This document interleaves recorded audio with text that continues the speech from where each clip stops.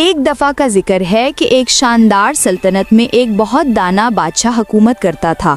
उसकी एक बेटी थी शहजादी जोया, जो ना सिर्फ दुनिया की हसीन तरीन लड़की थी बल्कि बहुत समझदार और रहमदिल भी थी। जब शहजादी शादी की उम्र को पहुंची तो बादशाह को फिक्र लाहिक हुई।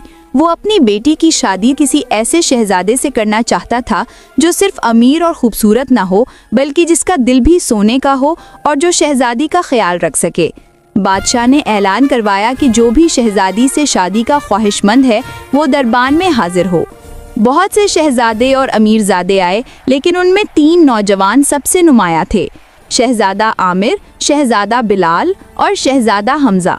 ये तीनों ही बहादुर और खूबरू थे। बादशाह ने इन तीनों से कहा, मैं अपनी बेटी का हाथ उसके हाथ में दूंगा जो मेरे आखिरी इम्तिहान में कामयाब होगा। तुम तीनों को कल सुबह मेरे गरमाई महल पहुंचना होगा जो पहाड़ी की चोटी पर है। वहां शहजादी तुम तीनों का इंतजार करेगी। अगली सुबह तीनों नौजवान अपने बेहतरीन, कीमती और चमकदार लिबास पहनकर घोड़ों पर सवार होकर निकल पड़े। रास्ता खूबसूरत था, लेकिन पहाड़ी के करीब पहुंचकर रास्ता तंग हो गया। बादशाह ने जानबूझकर रास्ते के ऐन दरमियान में एक बहुत बड़ा और भारी पत्थर रखवा दिया था। सबसे पहले शहजादा आमिर वहां पहुंचा।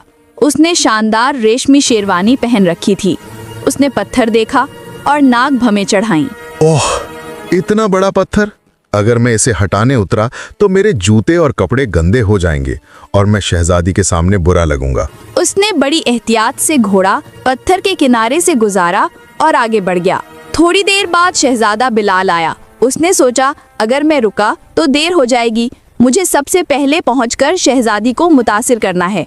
उसने भी पत्थर को नजरअंदाज किया और तेजी से महल की तरफ भागा। आखिर में शहजादा हमजा वहां पहुंचा।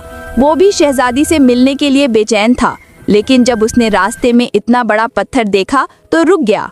उसने सोचा, आज मेरी शादी का इम्तिहान है, लेकिन अगर रात को कोई बाराती या मुसाफिर यहाँ से गुजरा तो इस